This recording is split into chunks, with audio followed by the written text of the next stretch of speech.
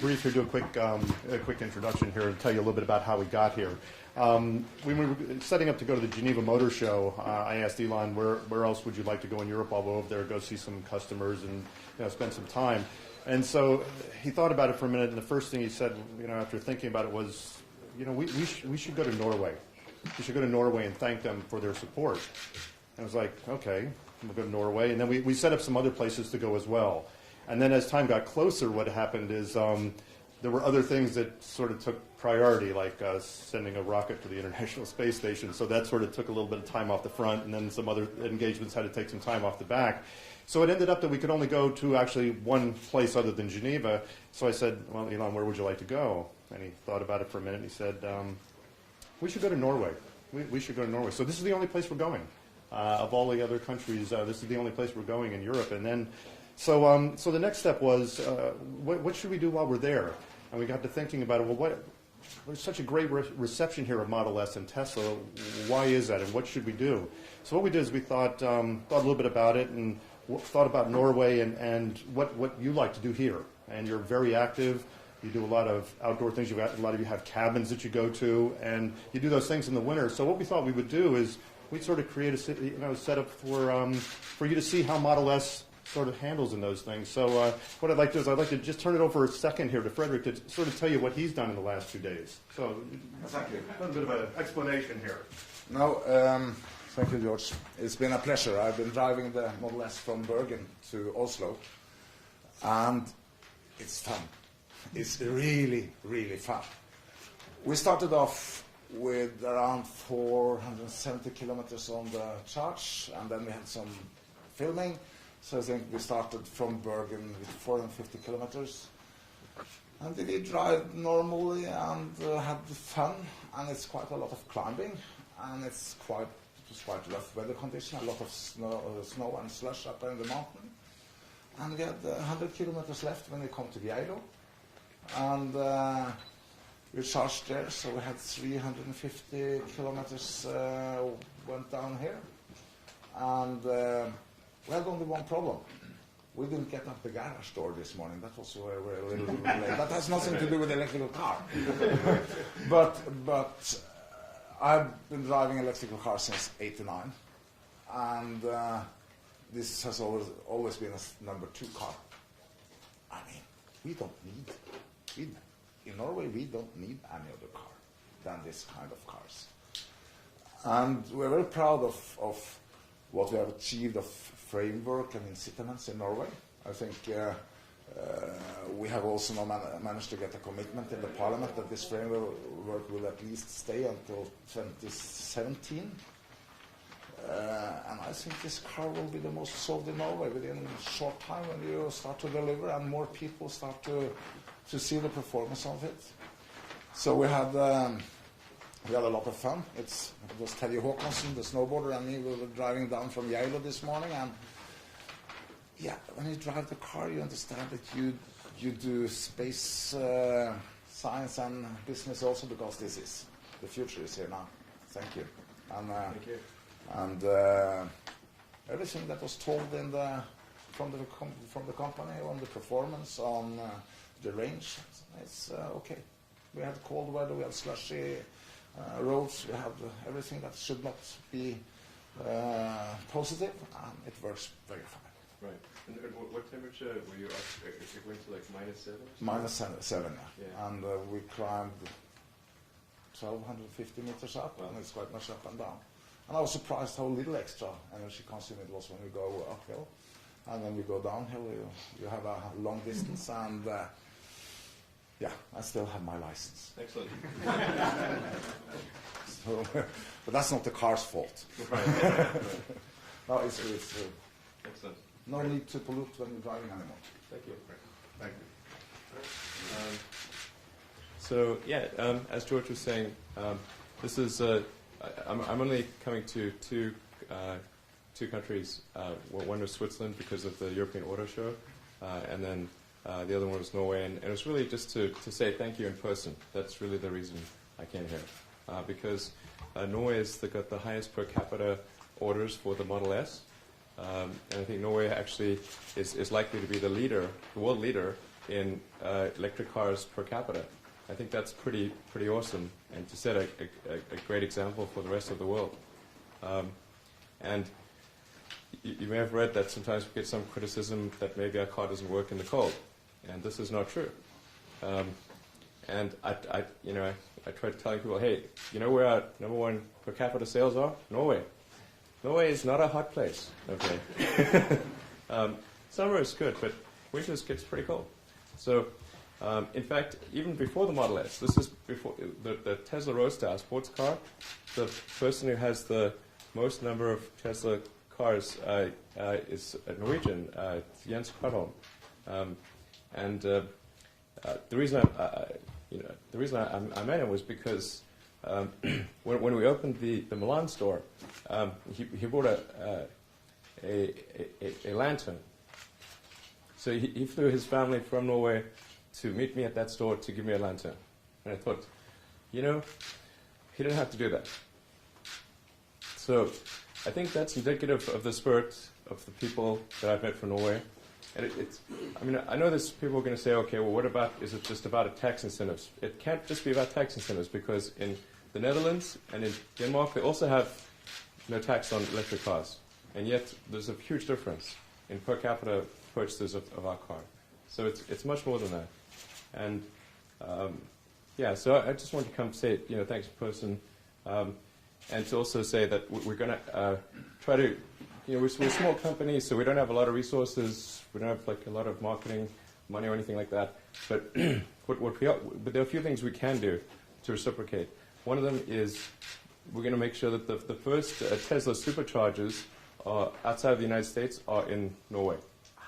So you're going to get the first of the Tesla supercharger technology outside the US will be here, even before it covers the US. So there'll be parts of the US that don't have it, and it's still going to be here. We're also going to deliver the first Model S's in Europe are going to come to Norway. So those are things that we can do to reciprocate as gesture of appreciation. If we can think of other things, we'll do those too. So that's mostly why I wanted to come and say thank you, and we're going to do whatever we can to reciprocate and respond in kind. So Timing?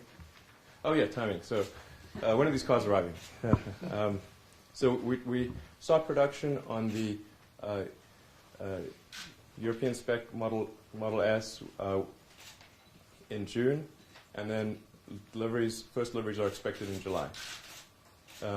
If we can, we'll try to accelerate that a little bit, but I feel confident that that's timing that we can make.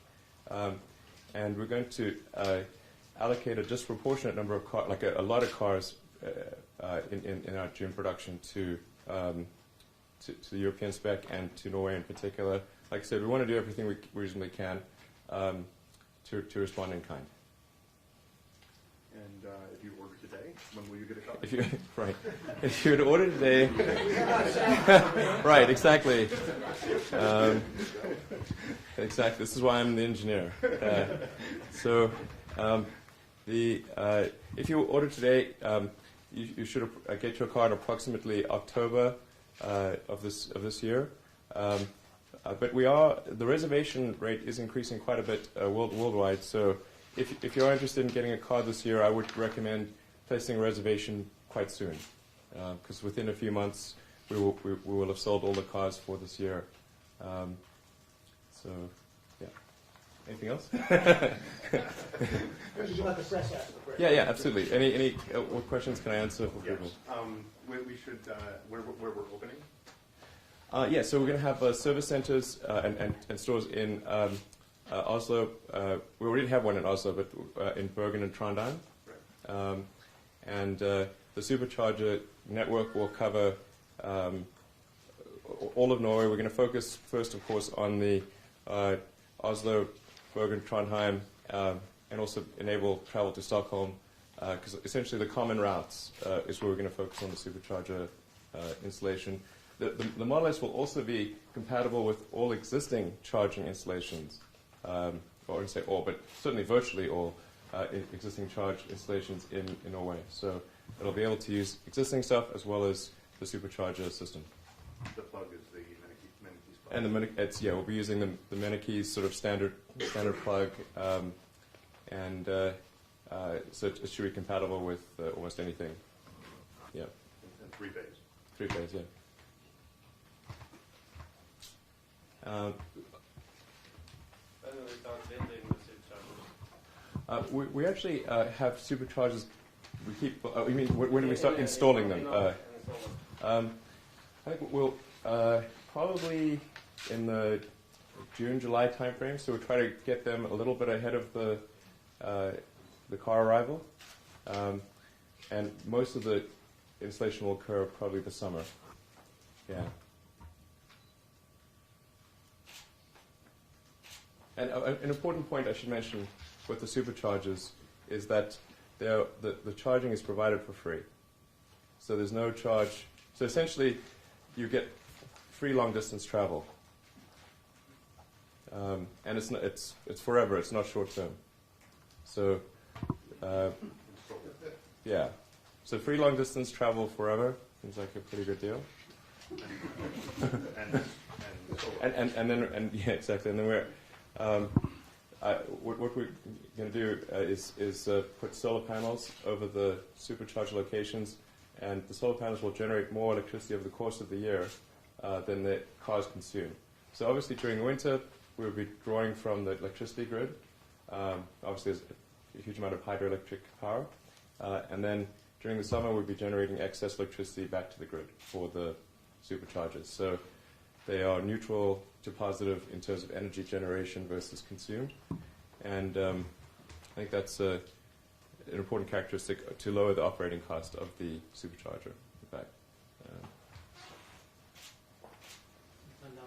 I just wonder if you are going to manage this process of putting up superchargers on your own, or if you have cooperating companies here in Norway. I think we're working with a few options. I'm not familiar with the details, but generally we tend to work with local and national governments and with whoever is operating the common highway rest stops. So essentially, the places where you would typically stop along a highway between one city and the next, whoever has ownership of that highway rest stop, that's who we tend to work with. So it can vary quite a bit. In the U.S., sometimes that's with the state government. Sometimes it's with a private operator, and it kind of depends. We try to pick what is most convenient to people.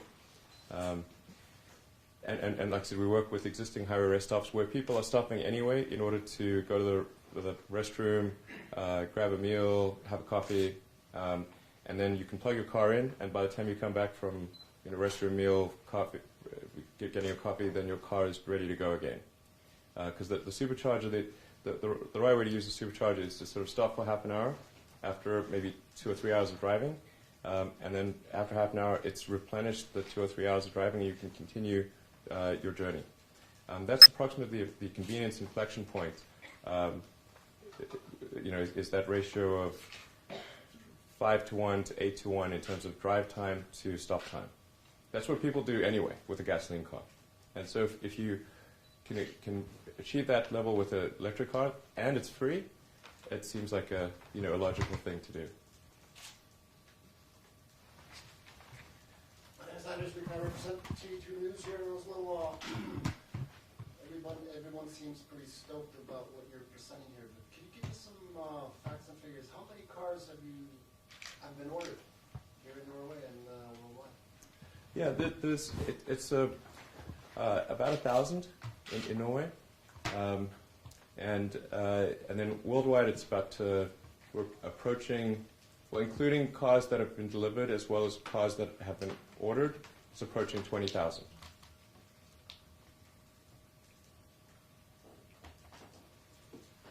And you're absolutely serious about offering a lifetime free supply of power?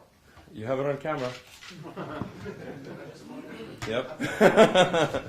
Yes. No, I'm serious. The reason we can do that because it seems like how is that possible?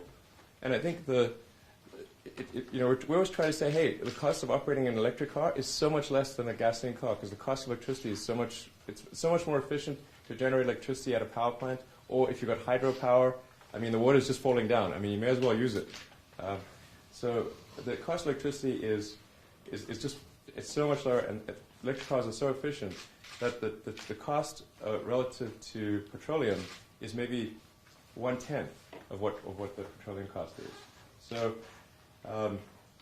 and then the number of long distance trips that people tend to do is also a lot less than they think. They always remember the one trip they took that was like the super long trip, and they forget it was like 5 years ago. But what we're trying to do is answer what is maybe a fear that people have that they can't take long distance trips, or if they do, it impedes their sense of freedom. And we want to say, hey, this is actually more free than a gasoline car. You can leave your wallet at home, pack a lunch, and you don't even have to spend money to go from one place to another. That's great.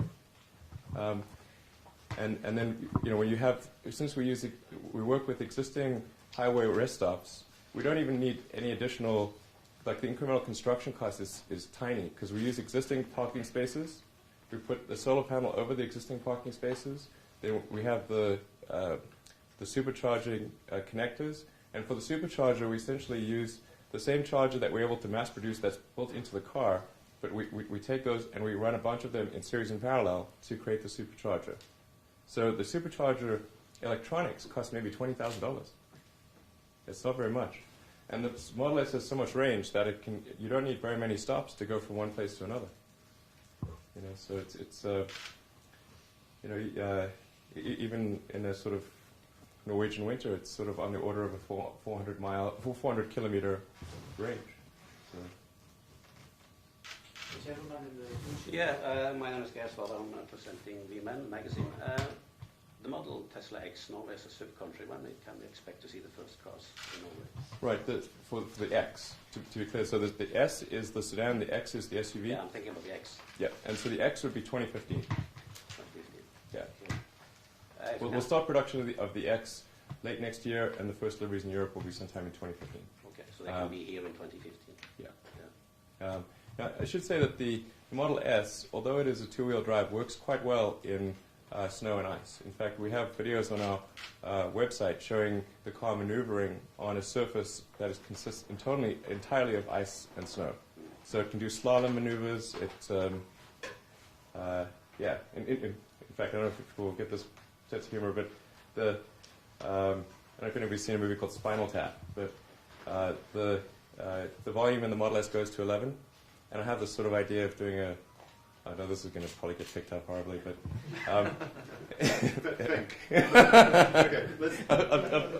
I'm doing a miniature Stonehenge and on an ice lake, and doing sort of maneuvering around a miniature Stonehenge.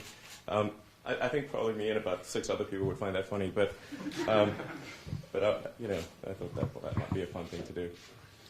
I did an interview with Mr. Henrik Fiske last year in Oslo. He wasn't so keen about electric cars as about plug-in hybrids, of course. Right. He believes it's going to be a battle between those two solutions. What are your opinion there? Well, if it is a battle, the result is pretty clear. You know, Fiske is not doing very well, and you know, it's possible it might get bought by the Chinese or something, but they haven't manufactured a car, from my understanding, in 9 months. So that's not a good sign. I mean, my feeling about the plug-in hybrid is that it's something that seems at first like it might be a good path to go, but then what you effectively have to do is you have to split the baby, and now you have to say, okay, you're going to have a whole gasoline powertrain and a whole electric powertrain. And so now you've got a car that's very heavy, it's expensive, the internal space is much less.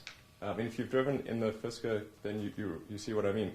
The Fisker is bigger on the outside than a Model S, but it is classified in the US as a subcompact because of the interior space. That's not good. And then as soon as you use up the battery pack, you then are carrying around this dead mass. So if you have a battery pack, let's say it lasts for 60 or 70 kilometers or something, as soon as that's used up, now you're carrying a dead mass around. That's quite significant.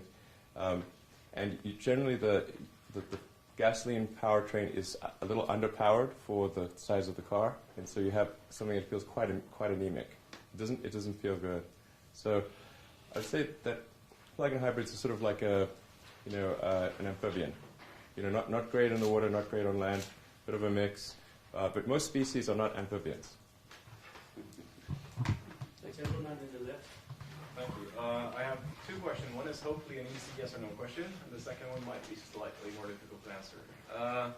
Firstly, the plugs. Yesterday in Geneva, you were quite adamant that this would work with the Mennekes type connector. Correct. And you're now saying it would be compatible with most sorts of electrical connectors out there. I'm just hedging my bets because I don't know if there's some obscure. Maybe it's like 99%, but there could be some obscure thing that's like 1% or something. Just one question here. Okay. Will it be compatible with the existing CHAdeMO fast charging network, or will it only be compatible with future fast charging standards such as the combo standard?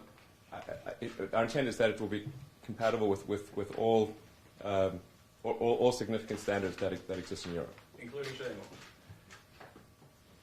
Yes, and this. JB's, I sent an email to JB. Okay. JB said yes. And that was my understanding as well before asking JB. So JB is our Chief Technology Officer. The answer is yes. The official answer from Tesla is yes, the Model S will be able to charge from a CHAdeMO connector. Yes. Excellent. Now, you built a car that's quite extraordinary. Why, in your opinion, why haven't, for instance, German automakers such as BMW or Audi or other premium automakers made this car? What's stopping them from replicating what you're doing and essentially, if this works, just taking over a whole electric car business? Well, our goal at Tesla is to try to accelerate the transition to electric cars. So it is not to try to slow down other manufacturers from entering the electric car business, but in fact to accelerate their entry into the electric car business. The car business is very huge. There's like 80 to 90 million new cars manufactured every year, and the Model S production is only 20,000 units. So it's a very small number.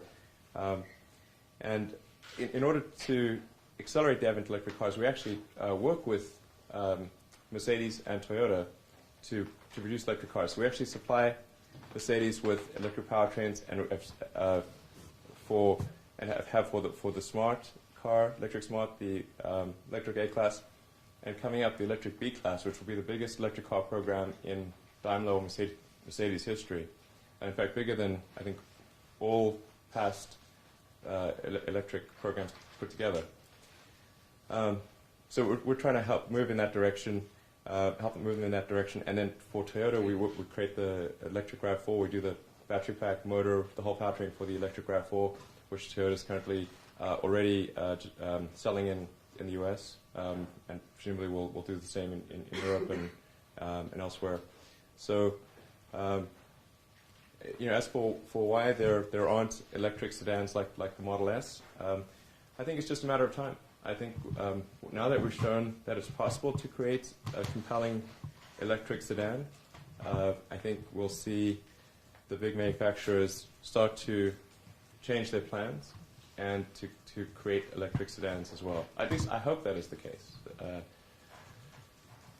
Yeah. Gentleman with the glasses. Yes, from NRK, it's TV media, we have the camera actually. I have a question that you said that it's going to be solar powered, the superchargers, the stations. I work out that one of your cars, if it's going to be charged, needs 560 square meters of solar cells in ideal conditions. 150 watts per square meters, roughly. Yeah, the thing is the cars aren't charging 100% of the time. So the usage of the superchargers is not 100% during the day. So if you have an average of 12 hours of daylight, the actual usage pattern is much smaller than that. And it tends to be concentrated on a Friday and a Sunday, like a Friday night and a Sunday night when people are doing weekend trips. So the key thing is to say not what is the instantaneous power output of the solar panel, but rather what is the cumulative energy production of the solar panel. And the size of the supercharging location is sized for the peak demand. But that peak demand, like I said, is really for a few hours on a Friday night and a few hours on a Sunday night. Are you going to store the energy at the station, or are you going to take it from the grid and give it to the grid so that the grid is the kind of storage medium? So we pump the energy back into the grid. Yeah. So the key is that on an annual basis, when you net it out, our commitment to the highway rest stop is that we will produce more energy than is consumed at that location over the course of a year. So obviously, in winter, if you're not getting much sun, then we're drawing energy from the grid. But during the summer, we're pumping energy back into the grid.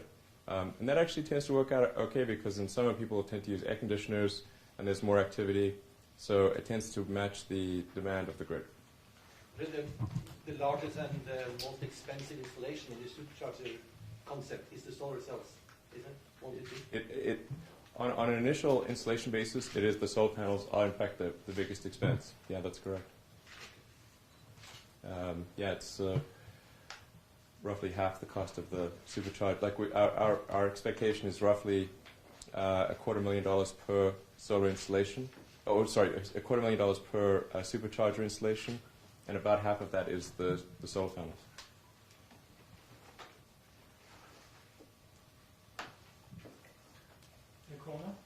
Thank you. I'd like to know who's the primary sort of model buyer of Tesla Model S, and how much does it cost? Well, I think it's anyone who sort of believes in really values a great product, and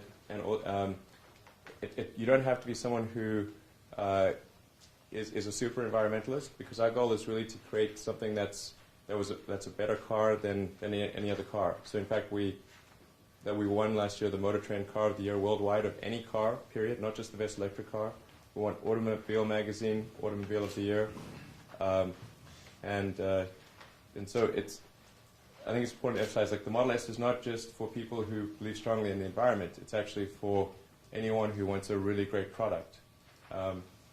And the true cost of the Model S always needs to be factored into relative to the operation costs. So if you compare it to the cost of filling up with gasoline or with petroleum, and the fact that there's sort of free long-distance charging, that's, I think, a very important factor. So the affordability of the car is actually much more than it would seem at first when you factor in operating costs. Do we have the pricing that we want to convey? Or? Yep. Peter. Starting price in Norway is 446,000 Norwegian. That would be for the Did you say 60. that again? 446 That'd be for the 60 kilowatt. for the 60 kilowatts, and 506 for the 85 kilowatt.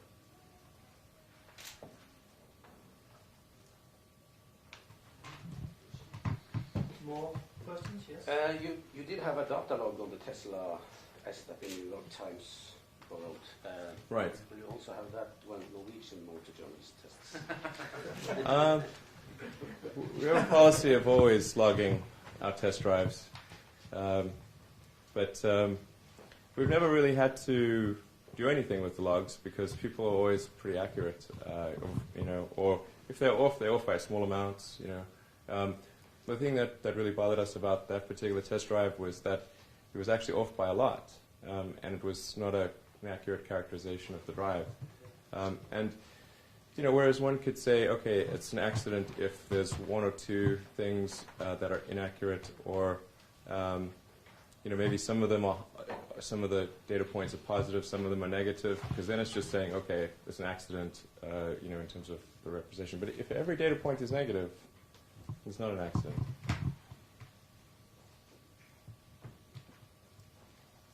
Yes. Yeah, I'm from the Bergen Times, like now. What do you see as the main barriers for a global breakthrough for electric cars? I think in terms of for global breakthrough for electric cars, I think it's really important that people experience a compelling electric car, and there haven't been great options in the past. It's been typically cars that didn't look great, or they they were impeded in some way. So they weren't good acceleration. They were low range. Maybe the handling wasn't very good. And, essentially, people were generally asked for an electric car to buy a bad product at a high price. And so we have to change that perception. That's why we worked super hard to win the Motor Trend Car of the Year, because that says it's not just the best electric car, it's the best car of any kind. And changing that perception is very difficult, because people are used to what they're used to. I mean, there's a certain comfort to that. So we really want to get as many people as possible exposed to the potential for an electric car, and then also have the other manufacturers see how people react to the car, see the adoption, and if they see that customers want electric cars, then the big manufacturers are going to make electric cars. And so that's really what we have to show. Yeah. More questions? All right, thank you. Oh, sorry. Yeah.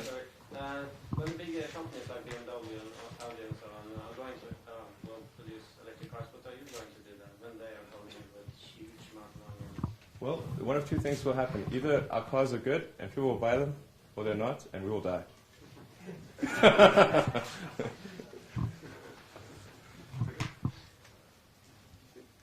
So go ahead. Yeah.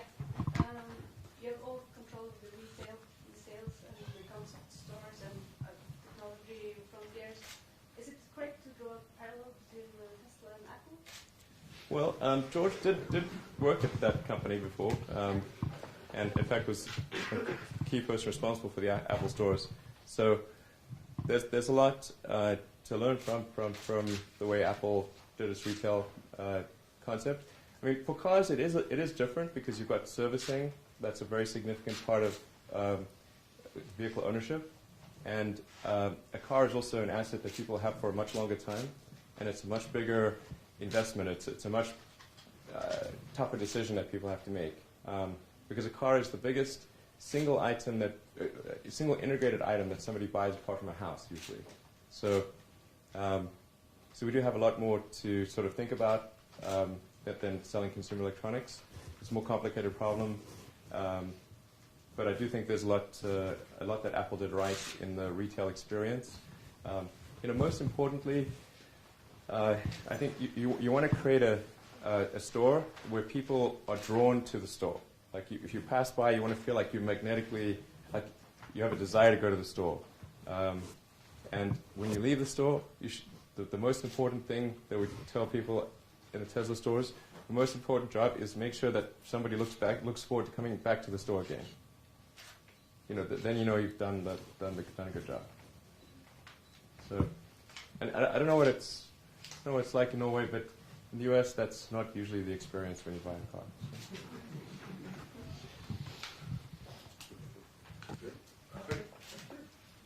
One quick question. 1,000 reservations in Norway. Start of delivery in July.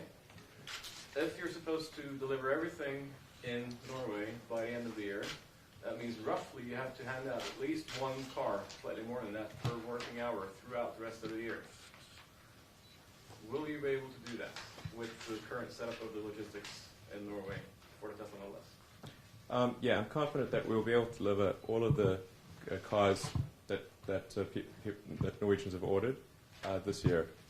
In fact, like I said, I think probably if people order fairly soon, then we could still accommodate them this year. We'll do our best to accommodate as many people as possible. But right now we are, in the U.S., delivering over 400 cars a week. U.S. and Canada, I should say. So we actually have a lot of customers in Canada as well. And we expect to deliver at least a few hundred a week in Europe. So, yeah. And we're going to focus our energies, rather than sort of spreading out all across Europe, we're going to focus our energies on the countries that have the highest per capita adoption, where the concentration is greatest. And so that's actually Norway being number one. Switzerland's actually number two. and then I think number 3 might be the Netherlands. Yeah. So it's not the Germany or UK. It's focused on sort of the smaller countries where we can make as a small company, we can make a bigger difference. Yes. Did you ever consider to call the car Musk? I've never named any company or product after myself. It's no plans to start. But I've heard about Terraplane and Tucker. Is it a bad omen to start a new company with a T? I hope not. The Tesla is named after Nikola Tesla. So, he was a great scientist and engineer. So, at Tesla, we're trying to sort of celebrate, great engineering and science and that kind of thing. And that's why we named it after Nikola Tesla. So, hopefully T is not a bad omen. Yeah. Good. If there's no more questions, we have the cars parked outside, we have Tesla staff, and you are more than welcome to go and have a look. And no test drives today, but you can book test drives at a later point. Good. Thank you. All right, thanks.